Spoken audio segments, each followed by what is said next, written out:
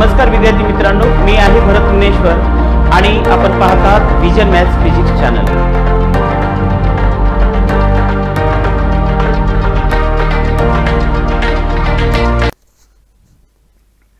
नमस्कार विद्यार्थी मित्रांनो, मी आहे भरत मुनेश्वर आणि आपण पाहत आहात विजन मॅथ्स फिजिक्स चॅनल। या चॅनल अंतर्गत आपण इयत्ता 10वी मराठी माध्यमासाठी पुनर्रचित सेतू अभ्यासक्रम अभ्यासत आहोत। आजचा आपला 20वा दिवस आहे आणि आजचा आपला घटक आहे वर्तुळ। या वर्तुळामध्ये आपल्याला उपघटक शिकायचा आहे वर्तुळ कंसाचे गुणधर्म। कालही आपण वर्तुळ आणि वर्तुळामधील विविध घटकांचा अभ्यास केला। आज आपल्याला वर्तुळ कंसाचे गुणधर्म अभ्यासायचे आहेत। यापूर्वीचा ज्यांनी व्हिडिओ पाहिला नसेल त्यांनी तो अगोदर व्हिडिओ पाहावा, कारण सलग वर्तुळामधील कालच्या पिरियड मधल्या संकल्पना आणि या आजच्या पिरियड मधल्या संकल्पना ह्या दोन्हीही अतिशय महत्त्वाच्या आहेत। तर व्हिडिओ सुरू करण्यापूर्वी आपल्याला जर हा व्हिडिओ आवडला तर लाईक करायला विसरू नका आणि चॅनलवर जर नवीन असाल तर सबस्क्राइब करायला सुद्धा विसरू नका। चला तर मग आजचा व्हिडिओ आपण स्टार्ट करूया। आजच्या घटकामध्ये केंद्रीय कोन म्हणजे काय आपल्याला पाहायचं। केंद्रीय कोन हा केंद्रीय कोन काय असतो? वर्तुळाचा केंद्रबिंदू हा ज्या कोनाचा शिरोबिंदू असतो त्या कोनाला केंद्रीय कोन असे म्हणतात। आपण जर एखादं वर्तुळ काढलं, वर्तुळ काढल्याच्या नंतर समजा हे वर्तुळ आहे, या वर्तुळामध्ये आपण अशा प्रकारचा एक कोन काढला तर या कोनाचा शिरोबिंदू हा तो त्या वर्तुळाचा केंद्रबिंदू आहे, म्हणून अशा कोनाला केंद्रीय कोन असे म्हणतात। हा झाला आपला केंद्रीय कोन। तर त्यानंतर वर्तुळ कंस म्हणजे काय बघा। वर्तुळाच्या जीवेमुळे वर्तुळाचे दोन भाग होतात, त्या प्रत्येक भागास वर्तुळ कंस असे म्हणतात। वर्तुळामध्ये जर आपण जीवा काढली तर त्या जीवेमुळे वर्तुळाचे दोन भाग होत असतात। आपण कुठलाही एक वर्तुळ जर काढलं आणि त्या वर्तुळामध्ये एक जीवा काढली तर त्या जीवेमुळे वर्तुळाचे दोन भाग होत असतात। ही एक जीवा आहे, ही जीवा काढलेली आहे आपण। या जीवेमुळे वर्तुळाचे दोन भागात रूपांतर झालं। हा एक भाग आणि त्याच्यानंतर हा वरचा एक भाग। तर या दोन भागामध्ये याचं रूपांतर झालं। या प्रत्येकी भागास आपण काय म्हणतो? वर्तुळ कंस म्हणतो। आणि वर्तुळ कंसाचे एकूण 3 प्रकार आहेत। हा जो कंस आहे हा कंस म्हणजे आपण याला लघु कंस म्हणतो, लघु कंस। याला विशाल कंस म्हणतो, हे विशाल कंस। आणि अर्ध वर्तुळ कंस। जेव्हा ही जीवा वर्तुळाच्या केंद्रातून जाते तेव्हा त्याचे दोन समान भाग होतात। हा समान भाग आणि हा समान, याला प्रत्येकाला अर्ध वर्तुळ कंस असं म्हणतो। तर हे लघु कंस जो आहे, लघु कंसात ज्या बाजूला वर्तुळाचा केंद्र नसतो अशा कंसाला लघु कंस म्हणतो। ज्या बाजूला वर्तुळाचं केंद्र असतं त्याला आपण विशाल कंस असं म्हणतो। तर ह्या लघु कंस व विशाल कंस वर्तुळाच्या जीवेमुळे वर्तुळाचे होणारे दोन्ही कंस समान नसल्यास, आता हे समान नव्हते म्हणून लहान कंसाला लघु कंस आणि मोठ्या कंसाला विशाल कंस असे म्हणतो। वर्तुळाच्या जीवेच्या ज्या बाजूस वर्तुळ केंद्र असते, ज्या बाजूला वर्तुळाचे केंद्र, वर्तुळाच्या जीवेच्या या बाजूला वर्तुळाचे केंद्र, म्हणून हा आपला विशाल कंस। आणि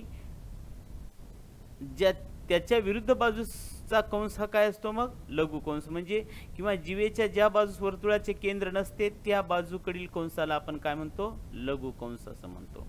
तर असं आपल्याला या ठिकाणी विशाल कंस आणि लघु कंस बद्दल सांगता येतं। त्यानंतर आकृतीमध्ये रेख AB ही केंद्र C असलेल्या वर्तुळाची जीवा असून कोन ACB हा केंद्रीय कोन आहे। बघा, ही जीवा आहे AB, ही जीवा आणि त्यामुळं AXB हा जो कंस आहे, AXB हा जो कंस आहे तो कंस आपला लघु कंस आहे, हा लघु कंस. आणि राहिलेला हा जो कंस आहे तो कंस म्हणजे कोणता कंस आहे आपला,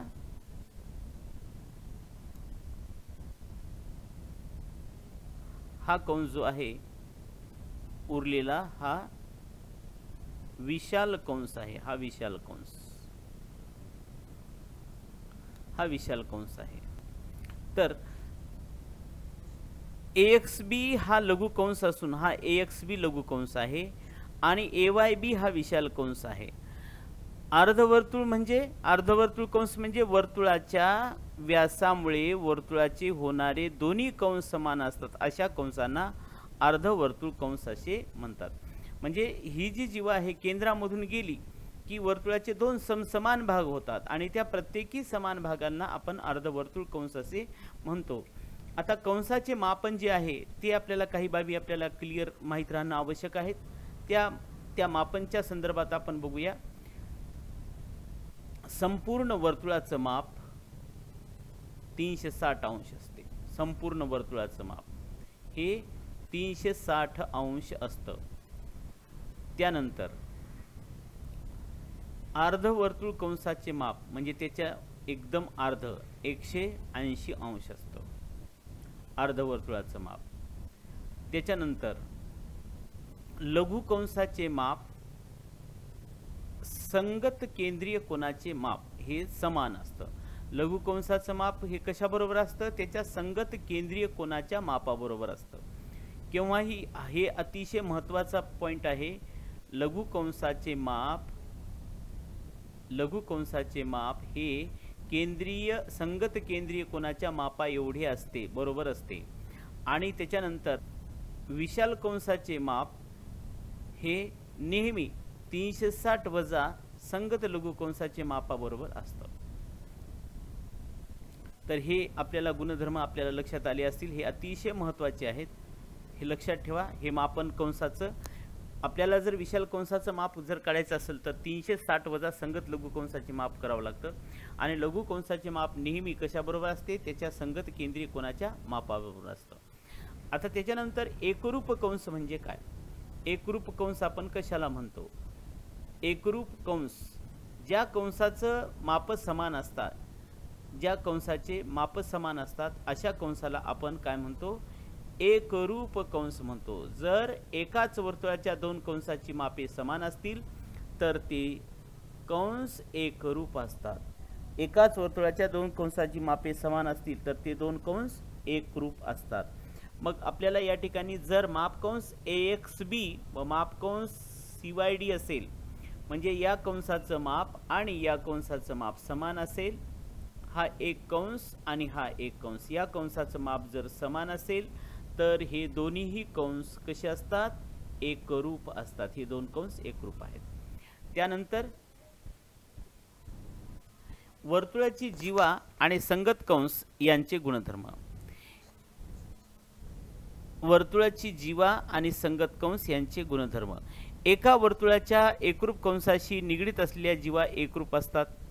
म्हणजे एका वर्तुळाच्या एकरूप कंसाशी निगडित असलेल्या जीवा एकरूप असतात. याचा अर्थ असा की आपण एक वर्तुळ जर घेतलं, एकरूप वर्तुळ एक वर्तुळ घेऊन त्याच्यामध्ये जर एकरूप कंस घेतले तर एकरूप कंसाच्या ज्या संबंधित जीवा आहेत त्या जीवा एकरूप असतात.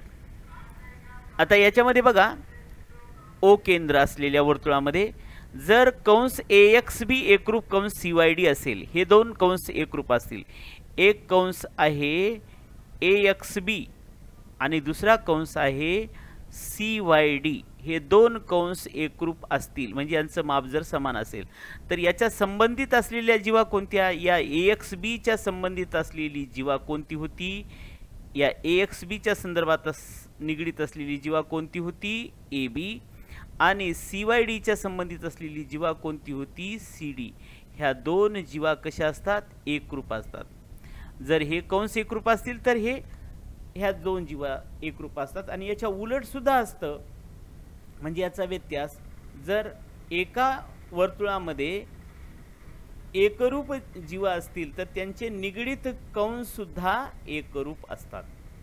हे दोन्ही आपण लक्षात ठेवा. एका वर्तुळात दोन जीवा एकरूप असतील, आता हेच आहे पुढे, तर त्यांच्या संबंधित लघु संगत लघु कंस संगत विशाल कंस सुद्धा एकरूप असतात. जर जीवा ए बी एकरूप जीवा सी डी दिले असेल तर याचा संगत कंस कोणता होतो? ए एक्स बी, आणि याचा संगत कोणता होतो? सी वाय डी होतो. तर अशा प्रकारे आपल्याला ह्या संगत कंस आणि संगत कोन याच्या संदर्भात आपल्याला माहिती मिळालेली आहे. आणि आपण एकरूप जीवांचे गुणधर्म, एकरूप कंसांचे गुणधर्म हे आपण पाहिलेले आहेत. त्याच्यानंतर केंद्रीय कोन आपण पाहिला, आणि केंद्रीय कोनाचं माप हे संबंधित लघु कंसाच्या मापा एवढं असतं हे पाहिलेलं आहे. आता आपण याच्यावर असलेला स्वाध्याय बघूया. यामध्ये वर्तुळाच्या व्यासामुळे तयार होणाऱ्या वर्तुळ कंसाचे माप. वर्तुळाच्या व्यासामुळे, व्यास म्हणजे सर्वात मोठी जीवा, म्हणजेच जी जीवा केंद्रातून जाते. म्हणजेच आपण सांगितलं की केंद्रातून जर जीवा जात असेल तर वर्तुळाचे समान भाग होतात, दोन माप, त्याचे दोन समान भाग होतील. आणि मापसुद्धा पूर्ण वर्तुळाचं 360 आहे, म्हणून अर्ध्या वर्तुळाचं अर्धवर्तुळ कंसाचं माप किती असेल? 360चे अर्ध म्हणजे आपल्याला काय म्हणता येईल? हे 180 अंश म्हणता येईल. म्हणजे पहिल्याचं उत्तर आपल्याला काय लिहिता येईल? सी उत्तर लिहिता येईल. त्याच्यानंतर वर्तुळाच्या एका लघु कंसाचे माप 110 आहे, तर त्याच्या संगत विशाल कंसाचे माप किती? आता याचं सुद्धा सूत्र पाहिलं होतं.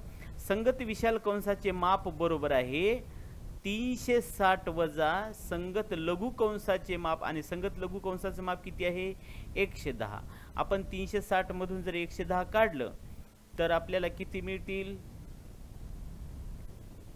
250. म्हणजे याचं उत्तर आपल्याला काय सांगता येईल? मग बी सांगता येईल. त्यानंतर प्रश्न दुसरा, खालील उपप्रश्न सोडवा. सोबतच्या आकृतीवरून केंद्रीय कोन, लघु कंस व विशाल कंस यांची नावे सांगा. आता केंद्रीय कोन म्हणजे काय? ज्या वर्तुळ प्रतलामध्ये कोनाचा शिरोबिंदू हा त्या वर्तुळाचा केंद्रबिंदू असतो, अशा कोनाला आपण केंद्रीय कोन म्हणतो. हा केंद्रीय कोन झाला. ए ओ बी हा केंद्रीय कोन झाला. म्हणून या कोनाचं नाव आपल्याला सांगता येते. केंद्रीय कोनाचं नाव काय आहे? कोन ए ओ क्यू, सॉरी ए ओ क्यू. ए ओ क्यू हा कोन झाला. त्यानंतर लघु कंस. लघु कंस कोणता आहे? हा लघु कंस होतो. हा ए वाय क्यू हा लघु कंस होतो. म्हणून लघु कंस कोणता आहे? लघु कंस आहे ए वाय क्यू. आणि विशाल कंस याच्या विरुद्ध बाजूचा हा विशाल कंस आहे. हा आपला विशाल कंस आहे. कोणता? ए एक्स आणि क्यू. ए एक्स क्यू हा कोणता आहे? विशाल कंस. म्हणून आपल्याला विशाल कंसाचं माप लिहिता येतं. कंस कोणता आहे तो? ए एक्स क्यू. ओके. प्रश्न पहिल्यामधलं बी. माप कोण एओ क्यू बरोबर 70 अंश तर ए वाय क्यू आणि ए एक्स क्यू काढा. आता ए वाय क्यूचं माप आपल्याला काढायचं असेल तर आताच आपण पाहिलं लघु कंसाचे माप हे त्याच्या संगत केंद्रीय कोनाच्या मापाबरोबर असते. म्हणून आपल्याला या ठिकाणी लिहिता येतं की कंस ए वाय क्यू बरोबर आहे कोन ए ओ क्यू. केंद्रीय कोनाचा हा गुणधर्म आहे. म्हणून कंस ए वाय क्यू बरोबर एओ क्यू किती होतं? 70 अंश. म्हणजे याचं माप आपल्याला कंस ए वाय क्यूचं किती झालेलं आहे? 70 अंश झालं. त्यानंतर माप कंस ए एक्स क्यू काढायचं आपल्याला. ए एक्स क्यू काढायचं असेल तर काय करतो आपण? विशाल कंसाचं सूत्र. विशाल कंसाचे माप म्हणजे काय? विशाल कंसाचे माप. विशाल कंस कोणता आहे आपला? ए एक्स क्यू चे माप बरोबर काय? सूत्र काय आहे? 360 वजा संबंधित लघु कंसाचे माप. याच्या संबंधित लघु कंस कोणता आहे? होतो ए वाय क्यू. म्हणून इथं काय करूया? माप कंस कोणता आहे तो? ए वाय क्यू.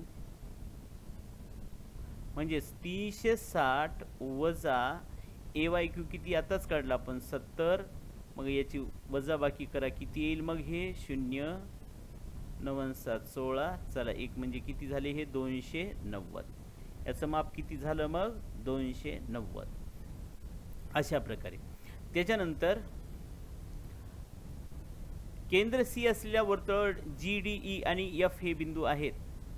जर मापकोन ECF बरोबर 50, मापकोन DGF बरोबर 200 असेल तर मापकोन DE आणि मापकोन DEF काढा.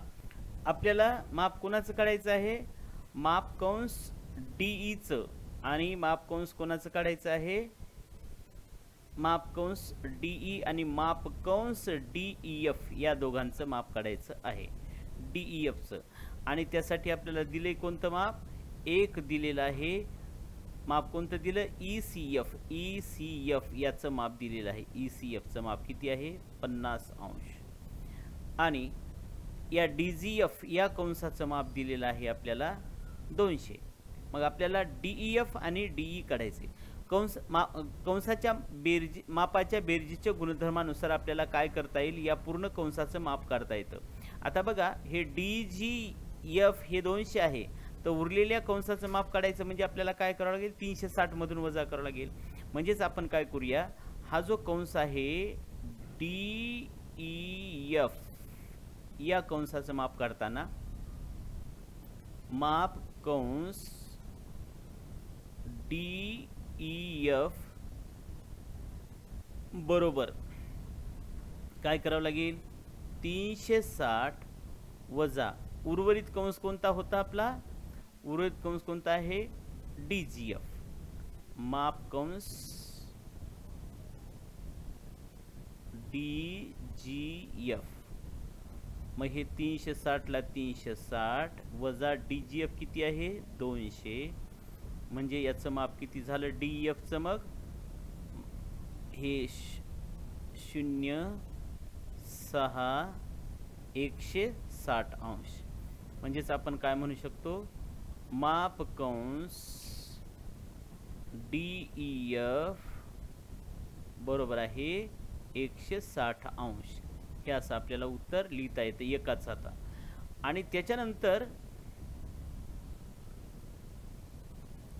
दुसरं बघा, मापकंस DEचं माप काढायचं आता आपल्याला. DEचं माप काढण्यासाठी पहा या आकृतीमध्ये DEचं माप काढण्यासाठी आपल्याला हा पूर्ण DEF कंस माहित आहे हा, म्हणून DEF मध्ये माहिती आहे तुम्हाला कंसाच्या मापाच्या बेरजेचं गुणधर्म वापरायचं आहे. माप कंस DE अधिक माप कंस EF बरोबर आहे माप कंस काय घेतात DEF. हे कंसाच्या बेरजेचे गुणधर्म आहेत, कंसाच्या मापाच्या बेरजेचे गुणधर्म. मग Dचं काढायचं म्हणून माप कंस D ॲज इट इज,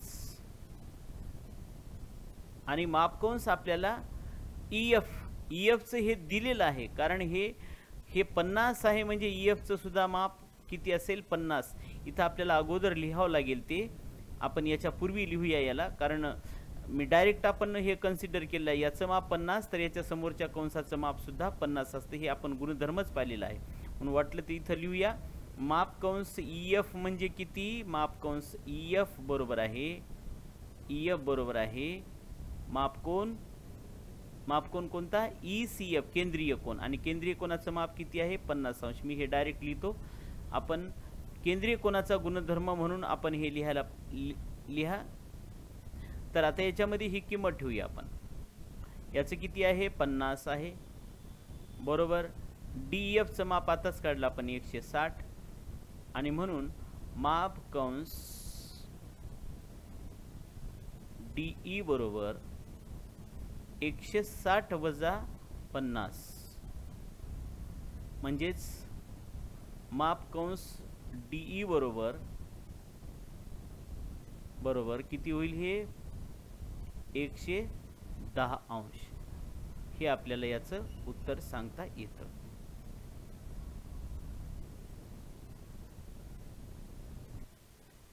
ठीक आहे, तर हे सर्व स्वाध्यायामधले प्रश्न होते, आपल्याला समजले असतील अशी अपेक्षा करतो. आणि आपल्याला जर व्हिडिओ आवडला असेल तर लाईक करायला विसरू नका आणि चॅनेलवर जर नवीन असाल तर सबस्क्राईब करायला सुद्धा विसरू नका. हे सलग दिवस 19 आणि दिवस 20 हे दोन्ही व्हिडिओ आपण पहा, म्हणजे वर्तुळाच्या सर्व संकल्पना आपल्या क्लिअर होतील. आवश्यक तेवढ्या जे 10वीसाठी आहे आणि 9वीची उजळणी म्हणून ह्या दोन्ही व्हिडिओचा आपल्याला वर्तुळासाठी वापर करता येतो. त्यामुळं पुन्हा पुन्हा हे दोन्ही व्हिडिओ पाहून आपला अभ्यास हा वाढवावा आणि गरजू विद्यार्थ्याला व्हिडिओच्या लिंक शेअर कराव्या. धन्यवाद.